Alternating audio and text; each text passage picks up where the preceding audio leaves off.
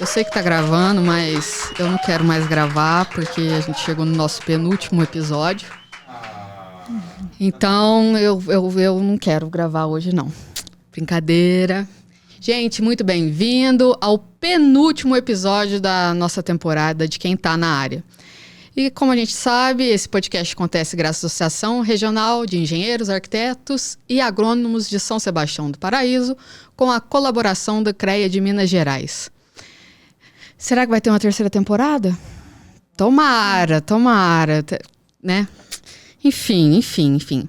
Hoje a gente está com a Sabrina, engenheira civil. Obrigada, Sabrina, por ter topado estar aqui com a gente. Sabrina, me conte um pouco sobre você. Você é daqui, você não é daqui? Onde você formou? Você formou em engenharia civil por quê? Conta aí pra gente, muito obrigada. Obrigada, Amanda. Eu tô muito honrada de estar aqui hoje, muito feliz. Vou te contar tudo, mas primeiro entregar uma lembrancinha pra você. Muito obrigada. Um presentinho pra vocês. Eu vou abrir porque eu sou curiosa. Uma agenda. Eu adoro. É bom, pra anotar. Que chiqueza. O que é isso aqui, meu Deus? Um squeezezinho. Ai.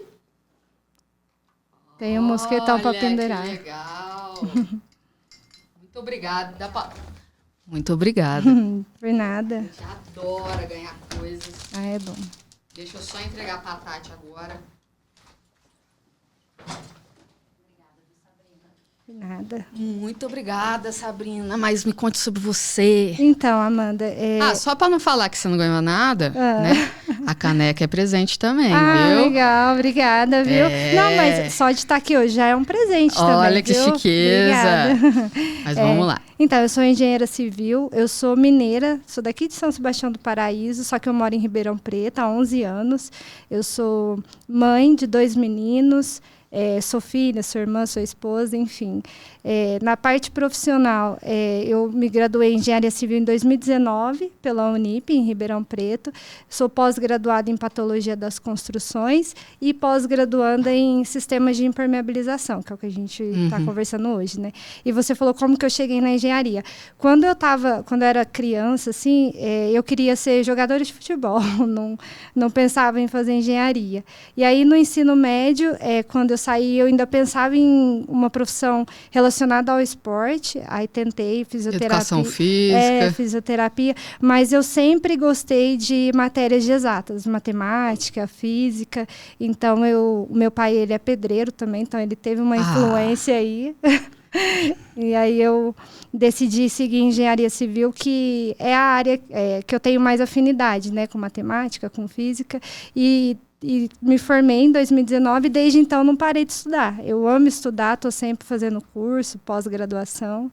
E foi a minha chegada até aqui, minha trajetória. Eu brinco com os meus amigos que eu não sabia o que era estudar antes de fazer faculdade.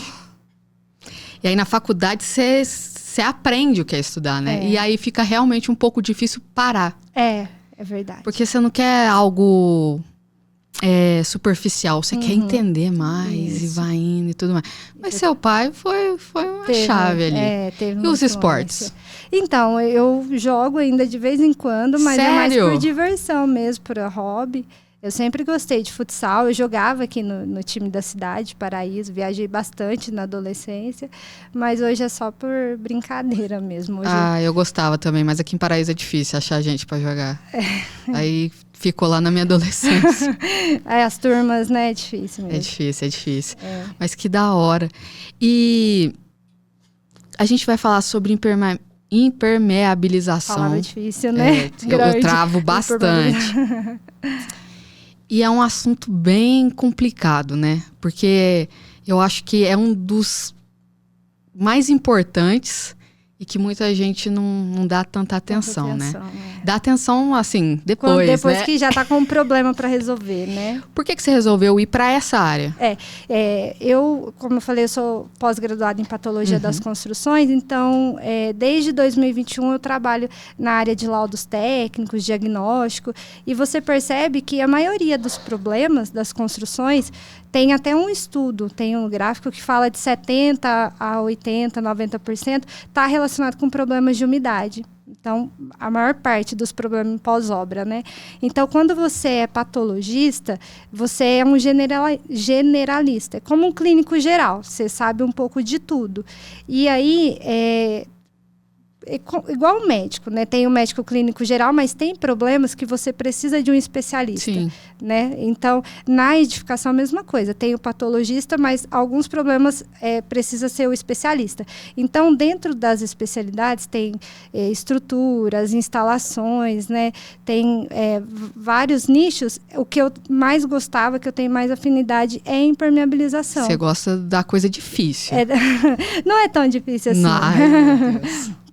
Então, foi aí que eu decidi. Então, assim, olhando para todas as especialidades, estrutura, instalações hidráulica, elétrica, enfim, todas essas fundações, eu falei, não, eu quero me especializar em impermeabilização. Aí foi onde eu comecei a estudar mais, ler livros, agora eu estou na pós-graduação, e é uma área, um mercado que está em crescimento nessa parte de projeto, ainda está no momento de conscientização, tanto do cliente final, quanto do próprio setor mesmo, os outros engenheiros de obras, arquitetos. Então, é um momento ainda de conscientização da importância do projeto. E essa conscientização tem que ir para a mão de obra também, né? Exato.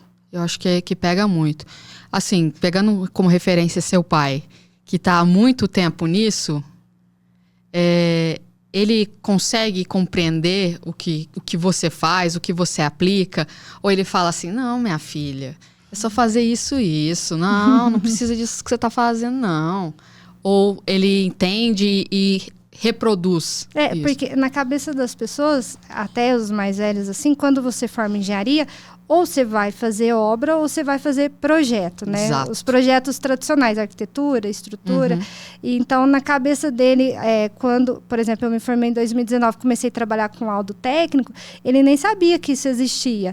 Lá em Ribeirão, o mercado é maior também, Sim. né? Então, ele foi se acostumando com isso. E agora, fazendo essa especialização em impermeabilização, ele também está se acostumando. Tipo, não fala, não, isso não existe. Mas está entendendo que existe, né? Lá que a gente tem um mercado maior assim para trabalhar, aceita.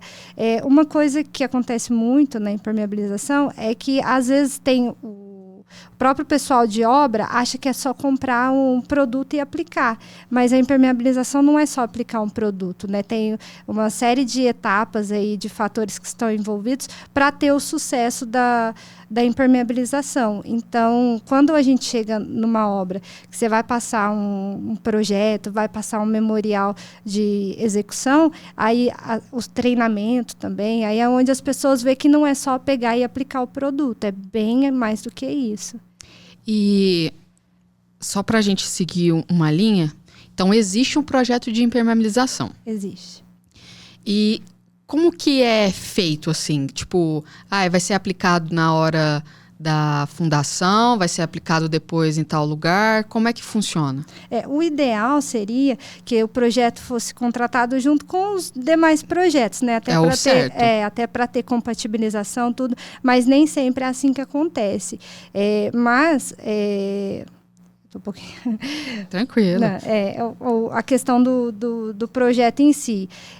Precisa, para se fazer um projeto, a gente tem que ir até o local que vai ter a impermeabilização e fazer um estudo, um levantamento das condições daquele local, quais são as interferências. Então, na impermeabilização, geralmente a falha acontece nos pontos críticos, em emendas, são nesses locais. Então, para fazer o projeto, é feito esse levantamento. Então, a fundação ou a estrutura, por exemplo, tem que pensar todas as solicitações que aquela impermeabilização vai ter. Então, numa edificação, tem a água de construção, tem a umidade que vem pelo solo, né, por capilaridade, tem a água de pressão positiva, pressão negativa. Então, tem que olhar quais são as solicitações daquele local para definir qual sistema que atende. E não só a solicitação de umidade, por exemplo, mas as solicitações de uso. Então, se é uma impermeabilização que ela vai ficar exposta, se ela vai ter tráfego de pessoas ou não, se vai ter veículos ou não. Então, tudo isso é feito esse estudo preliminar para levantar quais sistemas que atendem essas solicitações. E aí, feito isso, a gente vai ter as opções.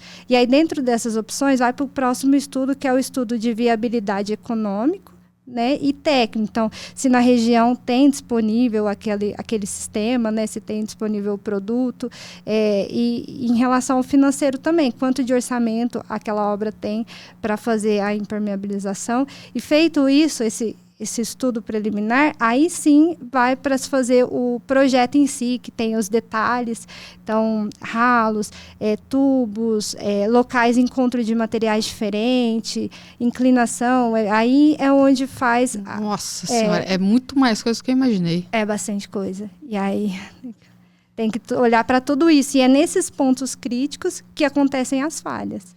Eu acho que eu já comentei aqui, mas tem um reality show no YouTube, que eu não lembro o nome da marca, que pega pedreiros e faz um reality show. Eu acho que é da Quartzolite, não é? Da Quartzolite. E aí eles têm que fazer tudo certinho, porque senão perde ponto, né? Então eles precisam ler o modo de uso, aplicar dentro das horas e tudo mais. Eu achei o máximo aquilo lá. Porque às vezes, no decorrer do dia, a gente para de prestar tanta atenção nesses detalhes, né? Lá na minha empresa, eu acho que na apresentação eu nem falei, a minha empresa chama Perene Engenharia, a gente está no mercado desde 2021. E aí eu tenho parceria também com um escritório que chama GPID, que eles são de São Paulo. Eles já fizeram mais de 500 projetos de impermeabilização, de fachada. Que da hora. Então a gente representa eles lá em Ribeirão.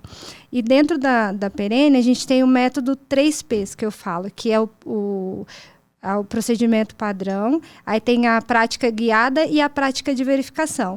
Então, no padrão técnico, a gente utiliza o método dos 3 filtros. O que é? São as normas técnicas, os fabricantes e as boas práticas. Então, você vai pegar o vai aplicar uma membrana de polímero acrílico com cimento. Então, você tem que pegar a norma técnica daquele produto, ver quais os requisitos dele, quais as exigências. Aí, a gente vai pegar o fabricante. Na obra vai usar o produto X. Então, a gente tem que pegar a ficha técnica desse produto, que lá vai falar a questão do preparo de base, a mistura do produto, o tempo de cura, secagem entre demãos, quando é membrana, né? Então, tem as exigências do fabricante e, por fim, as boas práticas. Então, uma coisa que eu aprendi com uma professora da pós é assim, boa prática não é o que deu certo na sua obra ou na minha obra. Boa prática é o que a gente tem nos guias, nos manuais, por exemplo, do IB, do IBRACON, do SECOV, do SINDUSCOM. Então, isso é a boa prática, né, que é um documento oficial. Então, a gente pega tudo isso para montar vamos dizer assim, um roteiro de execução, como fazer. Aí, tendo esse como fazer, a gente vai para o próximo passo, que é a prática guiada. Então, é onde vai na obra, dá o treinamento para o pessoal, passa orientação, coloca eles para aplicar sendo supervisionado, né, igual fazer painel teste, e antes de soltar o pessoal para fazer o serviço em si. O que é um painel teste? Painel teste é, por exemplo, vamos supor que que eu trabalho com qualidade também, construtores. Então, a gente vai fazer um treinamento de reboco, por exemplo, o embolso. O painel teste nada mais é do que eles executar o serviço em um local. Em um local. Uma parte, uma área, para fazer um treinamento e a gente validar que eles estão fazendo corretamente. A mesma coisa pode fazer para impermeabilização. Então, a gente pega uma área ali, sei lá, um banheiro, uma varanda, faz uma aplicação ali guiada, orientada, né, passando os procedimentos para eles, para poder validar antes de liberar para fazer tudo. Para poder certificar, né? E, por fim, a prática de verificação. É onde entra o checklist, a gente chama de FVS, né? A ficha de verificação do serviço. Então, tem os itens que tem que ser atendidos, aí tem o método de avaliação e o critério de aceitação, então, as tolerâncias. Então, com isso, juntando esses 3, a gente consegue ter mais segurança de que vai ser executado da forma correta. Então, isso está relacionado à parte de execução. E isso acontece em, assim, edificações mais de grande porte? Lá, em Ribeirão, a gente está mais acostumado com as edificações multipavimentos, né, e tudo mais. Mas nada impede de se realizar... Que susto! Nada impede de se realizar também nas obras horizontais. Então, tem casas de alto padrão, por exemplo, e não precisa ser alto padrão, né? A questão da estanqueidade, toda obra deveria ter. Sim. A partir do momento que tem uma infiltração, que tem uma mancha, já perdeu o desempenho, né? Toda obra deveria ter. Então, é questão de cultura também, né? É difícil. É difícil. Porque a gente fica pensando em casas de padrão baixo, assim... até as financiadas, a Caixa até pede os projetos de impermeabilização, né, e tudo mais. Só que a gente vê que falta, né? Então, eu acho que precisava de mais. Porque, às vezes, essas casas de baixo padrão, a maioria das vezes, fica em lugares mais distantes. E aí, costuma ficar mais próximos de água, né? Tem mais contato comigo. Tem mais contato com a água. Então, você já sabe que vai ter alguns problemas futuros. E, às vezes, aqui em Paraíso, cara, eu acho que eu nunca vi projeto. Assim, eles falam, passa o pretinho e já... Eu te falo que lá em Ribeirão também, eu sou uma das primeiras projetistas também. É algo que ainda, assim, já é mais comum nas grandes capitais... Sim. Mas em Ribeirão também é interior. Então, é algo que a gente tem que ir trazendo para o mercado, né? Mas independente de ter o projeto ou não, é claro que o projeto é a primeira premissa para fazer certo, sim, né? É você ter uma receita de bolo, vamos dizer assim. Mas a maioria deve te procurar após, né? Pós-problema. É o pós-problema. E às vezes tem situações que você não consegue mais fazer um reparo. Tem que ser um refazimento da impermeabilização. Tipo quando? Um colega nosso da pós mandou ontem mesmo um vídeo de uma manta asfáltica de 3 meses aplicado, tendo que ser toda removida e vai ter que refazer. Porque foi feito por uma empresa não capacitada. Nossa, e é caro? Não é barato. Assim, a impermeabilização em si, se você olhar no total de uma obra, ela representa em torno de, se eu não me engano, 0,8% do custo de uma obra. Pouco. É muito pouco em relação ao todo e tudo que ela vai fornecer, né? Porque, assim, a impermeabilização... Mas o refazer... Porque o refazer, você não vai refazer só a impermeabilização. Se for um local revestido, você tem que remover... Quantas piscinas estão tendo que remover, né? O revestimento, proteção mecânica, para chegar e fazer a impermeabilização de novo.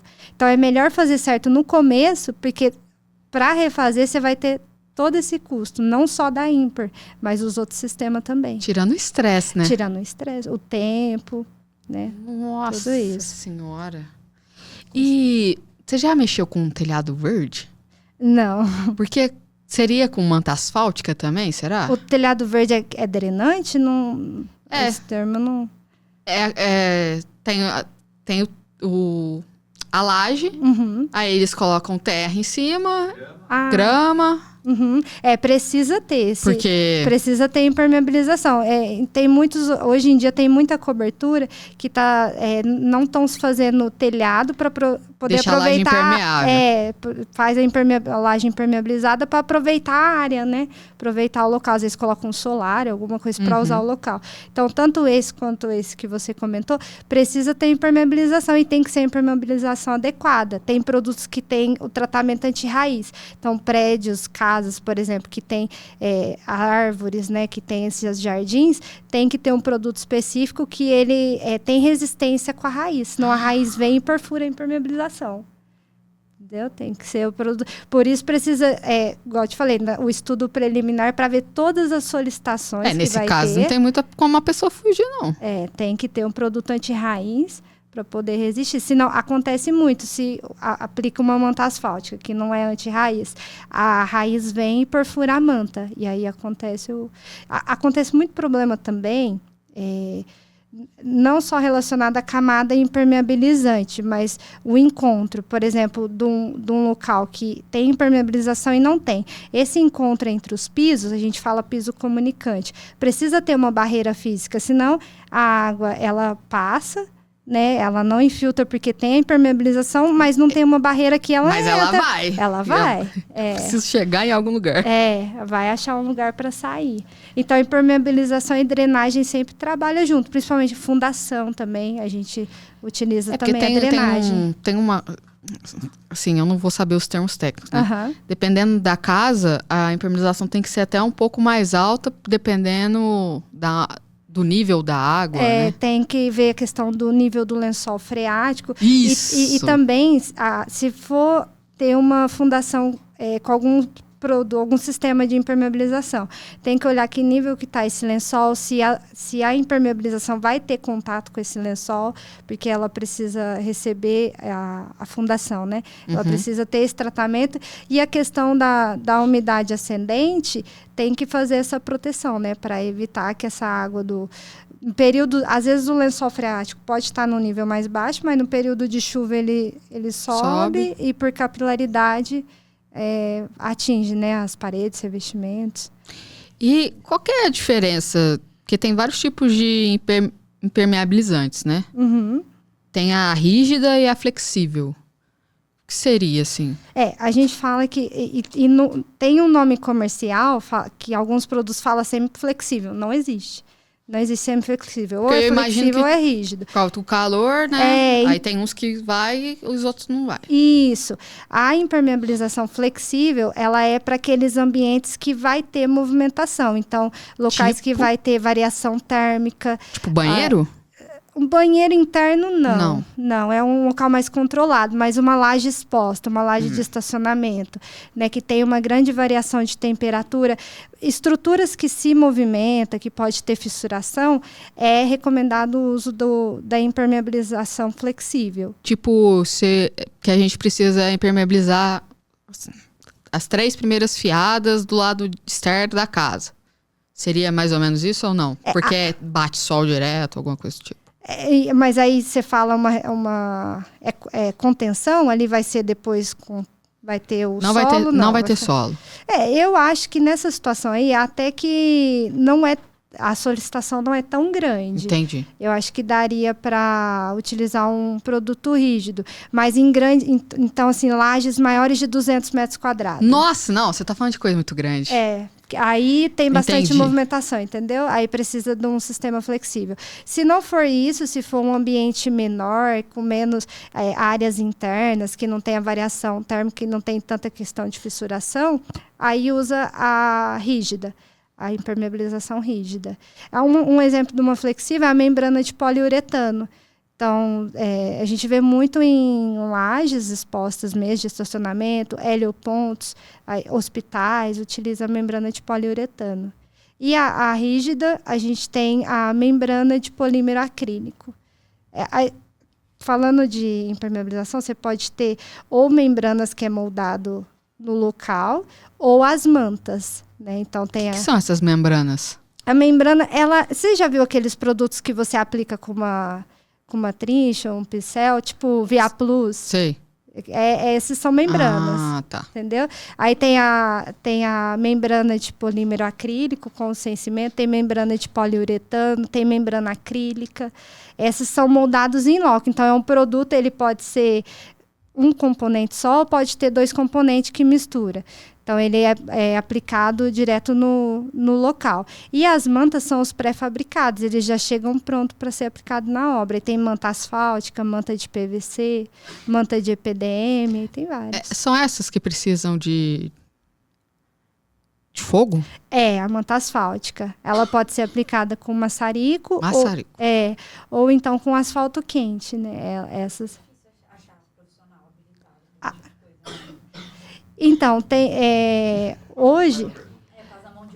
Deve ser difícil achar mão de obra para fazer isso, né? Precisa ser uma empresa capacitada, senão acontece o caso desse do colega nosso lá, de 3 meses, já ter que refazer. E como que a gente vai saber se a empresa é capacitada? Então, tem algum documento que a gente pede? Então, hoje tem o IB, chama Instituto Brasileiro de Impermeabilização. E o IB, ele tem um programa de qualificação.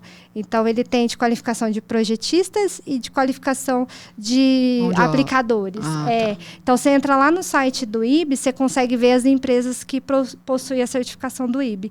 A mesma coisa para os produtos. Então, hoje você vê na internet muito produto milagroso. Eu vejo umas tintas. Tinta não é produto de impermeabilização. Mas eu vi lá o vídeo. Fala, pintou um muro gigante, barracão, depois tacou água, ó. Esses produtos milagrosos, eu tenho uma professora que fala, né, que ele desempenha só o tempo ali do vídeo. A longo prazo, não funciona. Então, assim, para você ter a segurança de que você está usando um produto de qualidade, você também entra no site do IB.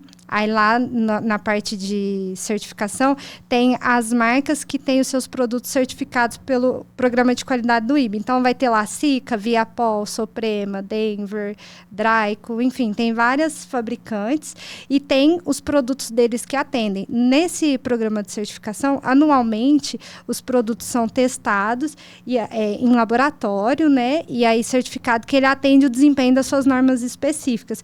Porque na impermeabilização, se eu não me engano, tem mais de 37 normas técnicas. Então, cada produto tem uma norma técnica. Está sendo feita, eu faço parte do comitê do IB de normas técnicas, o CB22, eles estão fazendo uma norma específica só para telas, que não tem aqui. Então, e tem muita norma europeia também, norma americana. Então, esses produtos têm as suas normas técnicas específicas e tem os parâmetros que elas precisam atender em relação, às vezes, resistência à tração, vários itens, sabe, assim. E aí, no programa de qualidade, você consegue ver os produtos que têm esse desempenho. Em relação a essas tintas, né, que a gente vê na internet, a tinta não é um sistema de impermeabilização. Ela não é. Uma impermeabilização, a gente fala que ele é composto por etapas, né? Às vezes não é só uma camada, igual esses moldados em loco, tem um consumo, a gente fala consumo de quilos por metro quadrado. Então, é especificado em cada situação qual o consumo que precisa ser aplicado naquela obra para atingir a espessura, para ter a estanqueidade, né? E na impermeabilização, os cuidados começam desde a base. Então, porque se você está com uma base ruim, você aplica um produto, às vezes ele vai ter problema de aderência. Então, é um processo. Tipo, é raro alguém aplicar do jeito correto, né? Porque a gente vê, não, já passei, já dei 3 demão. Eu fiz, mas se precisa esperar 2 horas para aplicar a outra, como é que você aplicou 3? Não, vai perder o dia. Infelizmente isso acontece muito. E uma coisa assim que a gente fala, a gente, como projetista, a gente não especifica por demão, porque a sua demão é diferente da minha demão. A demão do João é diferente da demão do Pedro.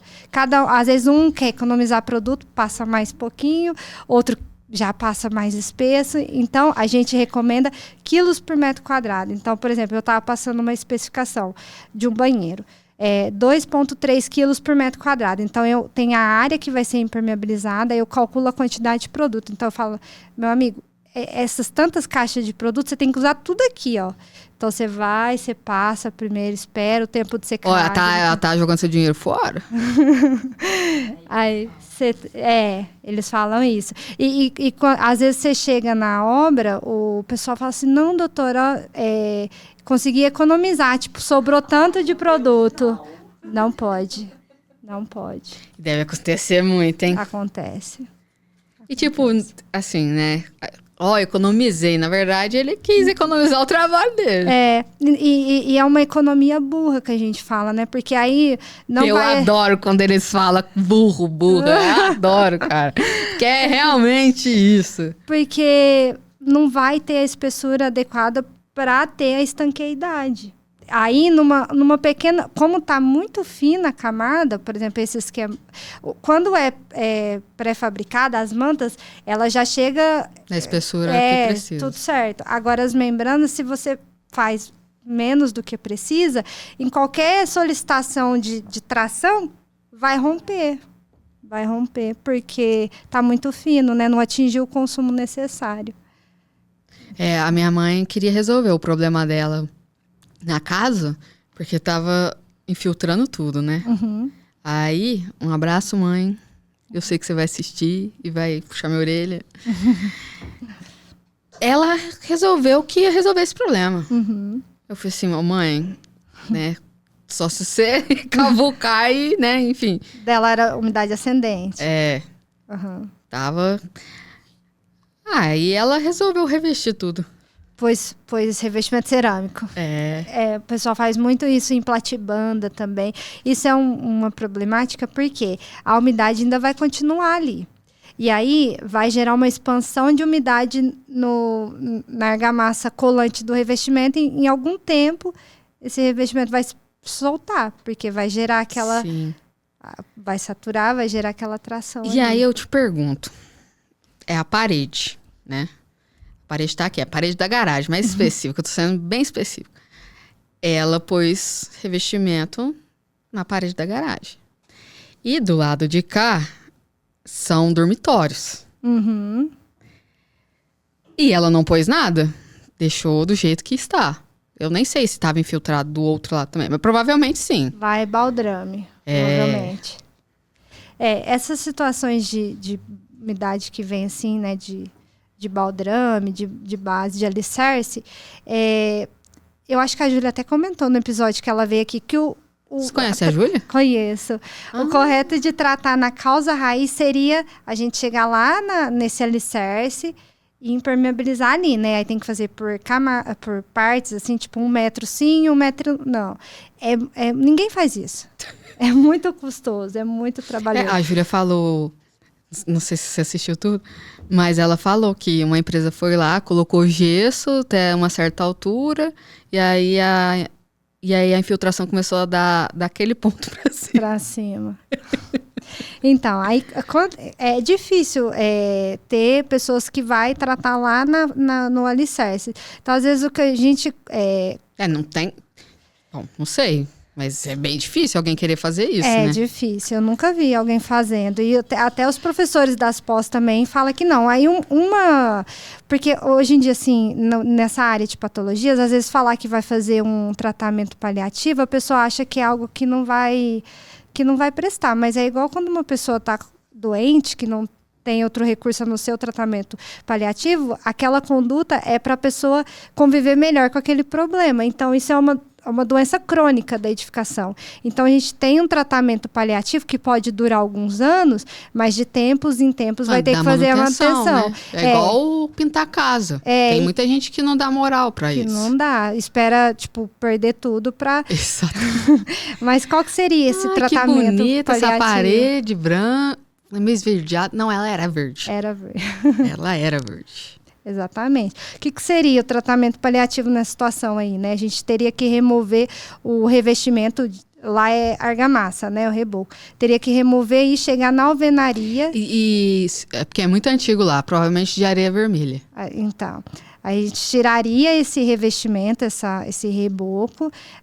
A gente fala, por exemplo, tem a altura que está marcado lá, que a umidade chega. Uhum. Você subir mais uns 40, 50 centímetros acima disso. Então, remove até chegar na alvenaria, nos blocos, e aí faz o preparo da base, aplica a impermeabilização, uma membrana ali naquela superfície, né? E depois, para recompor esse reboco, a gente faz um reboco com um aditivo redutor de permeabilidade, que ele vai diminuir os poros e não vai deixar essa umidade subir por capilaridade. Porque qual que é a questão da capilaridade? Para ela acontecer, precisa ter os poros, né, da argamassa, e os poros têm que comunicar entre eles para poder subir. Então, a gente utiliza esse aditivo que é mais uma barreira, né, dessa umidade conseguir subir. É dessa forma que trata. É um tratamento paliativo. Vai durar alguns anos, depois tem que refazer.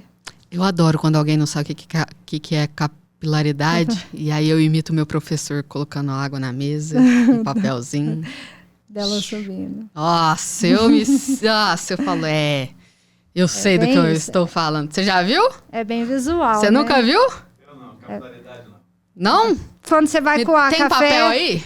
Você faz café com filtro de papel? Dá pra ver também. Subindo, né? É. Eu ia mostrar pra você, eu ia mostrar que é ao vivo. Tem, mas vou ter que passar na verdade não papel Ah, higiênico faz capilaridade. faz, papel higiênico também faz. Essa é Ai, ai. Essa é boa. E teve algum caso muito absurdo que te procuraram, que você falou, gente... Hoje, assim, igual eu falei, eu tô bem no começo da minha jornada na área de impermeabilização e na carreira como um todo, Sim. né? Eu me formei em 2019, mas todos os dias a gente recebe também, que eu participo de grupo de impermeabilização do IB, da POS. Aí então, deve ter coisa. Nossa, é todos os dias, não é um dia ou outro, é todos os dias, que aí vem do Brasil inteiro, né? Então você vê... E muda de região pra região, né? Você fala a questão dos problemas? É. Não, pior que não. Eu acho que é meio que Qual que é o geral. problema mais comum? É a da fundação? Tá relacionado, a maior parte dos problemas está relacionado a falhas de aplicação, preparo da base. Outro dia mesmo, foi esse final de semana, a gente recebeu um vídeo também de uma colega nossa, o pessoal aplicando uma manta asfáltica num condomínio. Primeiro tinha 2 profissionais segurando sem luva e o outro com maçarico lá, e eles de chinelo. Então, assim, são coisas assim, meio absurdo. Então, muita parte dos problemas de impermeabilização está relacionada a isso, a baixa qualidade da mão de obra e também a questão dos pontos críticos, né, onde tem ponto de ralo, encontro de materiais diferentes, nos pontos críticos, então no plano entre parede e piso, né, ali tem uma tensão maior, se não faz um reforço ali, esses pontos críticos são onde costuma dar problema. E a gente vê muito problema também em piscina, por exemplo, a questão da aderência do revestimento com a impermeabilização, né? Não tem aquele tratamento entre as camadas. Sim. Então, Acho que esse é o mais complicado, assim. porque aí tem o refazimento, né? Nossa. A questão do refazimento. Tem muita piscina de pedra aí já hoje, está muito na moda, né? Não sei se seja...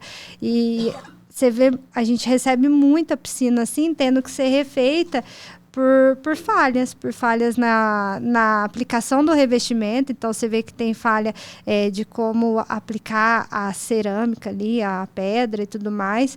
E a falha também na impermeabilização, da falta de cuidado nesse preparo da base, em respeitar o tempo de cura. É muito importante, porque os produtos, eles precisam... Tem produto à base de água, à base de solvente. Se você não respeita o tempo de cura e vem com revestimento, ele vai continuar evaporando ali dentro. Sim. E vai gerando esse problema.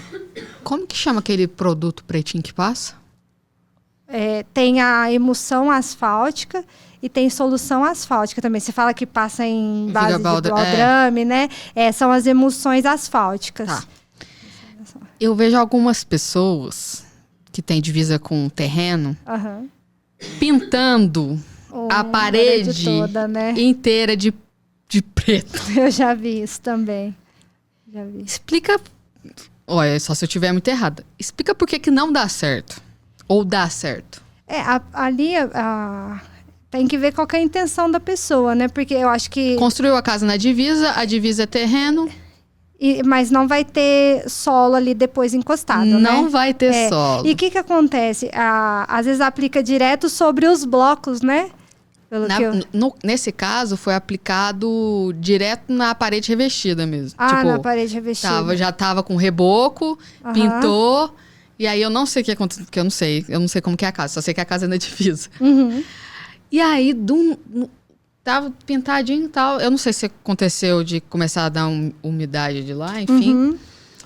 No outro dia, só vejo as pessoas passando preto. Eu fui assim, gente, ó, eu aprendi na faculdade Que esse é quando tem contato com o solo. A questão dos produtos asfálticos, ou seja, solução asfáltica, a emulsão, né? Porque a solução é a base de, se eu não me engano, a solução é a base de solvente, e a emulsão é a base de água. E tem as mantas. Eles são produtos que resistem à pressão positiva. Então, a água que bate de frente com a impermeabilização, empurrando ela contra o substrato. Ali, nesse caso, assim, da parede, se tiver umidade de cá, já está vindo pressão negativa, já não vai funcionar. Agora, de cá, ela até tem resistência, mas os produtos asfálticos, eles não têm resistência à questão de ficar expostos ao sol, chuva, essas coisas. Então, tem produtos que são mais adequados para essa situação. Então, é a desinformação, a falta de conhecimento, né? Inclusive, por exemplo, se lá já tem um reboco e teve uma pintura normal, pode utilizar um produto hidrofugante, que é aquele que na hora que a água bate, ela vai repelir a água. Então, ele já teria essa função, né, de evitar.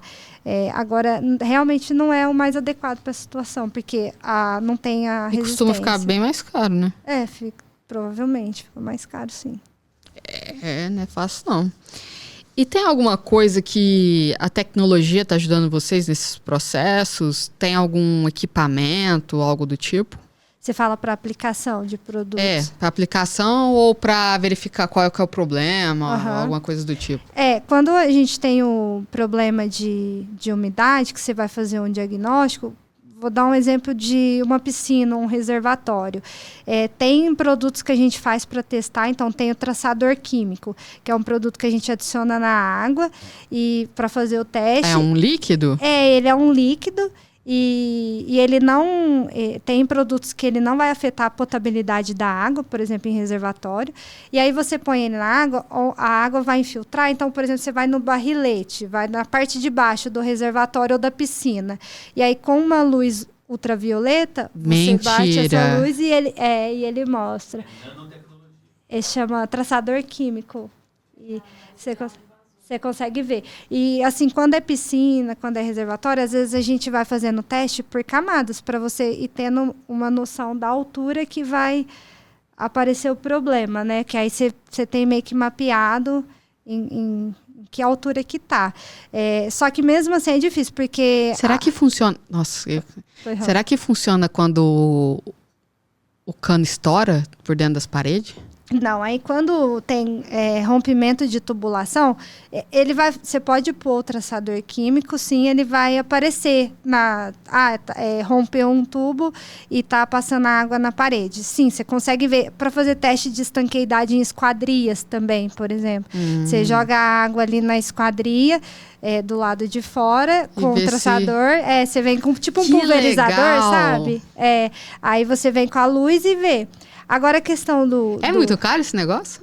Não é. Depois eu te mando. Eu vou pesquisar, né? Não é. Chama traçador químico. Esse é um dos testes, né? Agora, a situação que você falou do cano rompido, tem produtos que chama... Gelfone. Que é igual... Sabe que o médico coloca para escutar? Como que chama esse negócio? Tetoscópio? Tetoscópio? Então. Aí tem o gelfone, que esse produto você coloca ele assim e você vai ouvir o barulho do vazamento, sabe? Aí esse é mais adequado, assim, para às vezes pegar um rompimento de tubulação. Tá, eu falei do traçador químico. Tem outros, a gente usa a termografia também. A termografia, ela mapeia a temperatura. Então, você consegue ver região que está mais fria, vai te dando um orientativo das regiões críticas, né, onde tem a umidade. Tem um medímetro, que ele mede a umidade de superfície. Na fase de... E como que é? Ele é um produto, tem um que vem 2 pinos, e você pode colocar ele assim na superfície, ele vai medir o teor de umidade, em porcentagem, né? E tem um que é um sensor, ele tem um sensorzinho atrás, você coloca também na superfície e ele mede a umidade. E bate os dois? Bate, são bem parecidos. Que da hora. O medímetro. Eu sou curiosa. Vocês já colocaram na água para ver? Não, porque já vai estar muito... não. Para ver se ele vai dar 100 mesmo. Não, nunca coloquei. Ele mede por impedância, tem uma física por trás, sabe? Mas ele funciona. Eu já fiz muito diagnóstico de problemas em pisos vinílicos, né? Que ele é bem sensível à umidade. Uhum. E aí a gente usa ele, assim, ele é bem funcional. Que E da também, hora. por exemplo, você vê, eu já fiz diagnóstico também de umidade ascendente, então a gente mediu o mapa de umidade, porque tem uma linha certinho do gráfico, né, quando você tem umidade ascendente. Às vezes começa alto no canto, vai diminuindo, sobe. Ela faz assim. Ela vai e faz uma linha assim. E aí você pega uma parede, você divide em quadrantes, às vezes o tamanho dos blocos, e aí você vai fazendo as leituras. E aí você consegue fazer um mapeamento ali da umidade. Conforme vai aumentando a altura, a porcentagem da umidade vai diminuindo, né? Quanto mais alto, assim, vai diminuindo. Ela é mais forte na base, assim, e depois diminui. Aí esse é o medímetro. Para ver falha, por exemplo, numa manta asfáltica, identificar pontos de falha, tem um teste que chama Holiday Detector, que ele é você passa ele assim, ele é tipo um rolo, e um rodo, e você passa, e onde tem falha, alguma falha nas emendas da manta, assim, ele dá um... tipo um choque elétrico, porque aí está relacionado a isso. Ele forma um condutor elétrico lá e aí sai essa faísca, você consegue ver que naquele ponto tem. Esse é o Holiday. Pra mim, esse é o mais legal. Esse é muito bom. Mas é grande esse roubo? Porque imagina, pegar uma piscina e... Tem uns bem grandão para atender tá. grandes áreas, né? É grande. Aí tem esse também. Deixa eu ver se eu lembro de mais algum. Mas esses são os que mais... E sempre, quando vai fazer impermeabilização de piscinas e reservatório, antes de impermeabilizar, tem que fazer o teste de carga. Muita gente não faz. O que é o teste de carga? É encher o tanque, né, a piscina, o reservatório, encher de água e deixar por um tempo para ver a deformação da estrutura. Porque aí você vai carregar ela com antes de impermeabilizar. Que aí você vai carregar a estrutura, ela vai deformar, às vezes vai aparecer alguma fissura ou não, você já trata ela. Não sabia. Tem que fazer. A norma 9575, que é a norma de impermeabilização, ela fala do teste de carga. E muitos construtores e construtoras não conhecem. Porque aí você já vê a deformação da estrutura, já trata aquela fissura antes de você impermeabilizar, entendeu? Entendi, faz todo sentido. Aí depois você vem com a impermeabilização e faz o teste de estanqueidade. O teste de estanqueidade tá 72 horas, mas a norma está em revisão, a norma técnica, e vai passar para 7 dias para ficar o teste de estanqueidade, né? Para ver se tem algum tipo de infiltração, alguma falha. Assim, a gente brinca não, está sendo um fato. Parece que o tempo está passando tão rápido. Eu acho que a gente está ficando tão... acelerado, né? Que na hora que você fala 7 dias, eu já fico, meu Deus, 7 dias. A questão da logística da obra, né? Isso tem que ser bem planejado. É uma obra, né? Ela tem que seguir nos seus processos. Mas a gente está tão acelerado em relação a tudo que tem gente que acha que a obra vai ficar pronta em uma semana. E é por isso que tem que ter todo esse cronograma para até nesse momento que tiver fazendo em pausa, ensaio, tá fazendo outra coisa. Já ter outras frentes de trabalho para a obra não ficar parada e respeitar, porque é muito importante respeitar esses prazos, esses processos para evitar as falhas, né? E falando disso, nessa parte que você falou de tecnologia, não é um equipamento, mas sim um produto. Tem um sistema de impermeabilização que ele é autorregenerativo.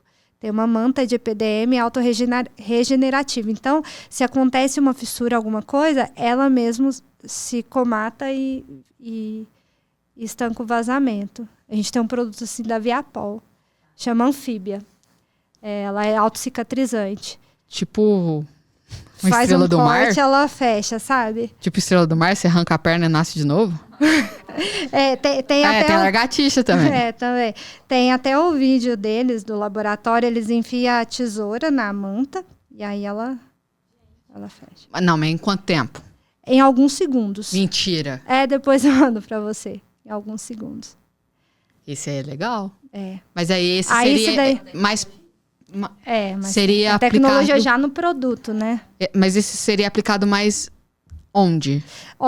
Geralmente, obras que têm essa exigência de não falhar, né? Então, às vezes, em obras industriais é bastante utilizado, às vezes hospitais. Mas pode ser usado até... O nosso professor Jorge Lima, ele já mostrou casos de piscinas, às vezes, de casa de alto padrão. Então, pode ser usado em qualquer obra. Ele tem um custo mais elevado.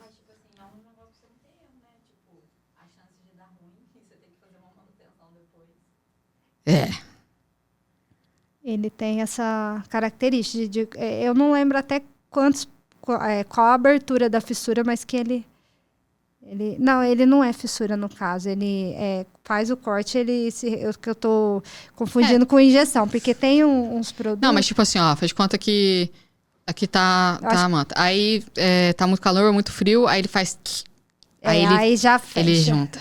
Ele já junta. E é na manta toda, né? Tem essa propriedade. Que legal. Chama Deve anfíbia. ser muito caro. Ele tem um custo mais elevado mesmo. Se a pessoa quiser pôr na casa inteira, tipo assim, nos lugares que precisa, pode? Pode. Aí, Eu sou rica.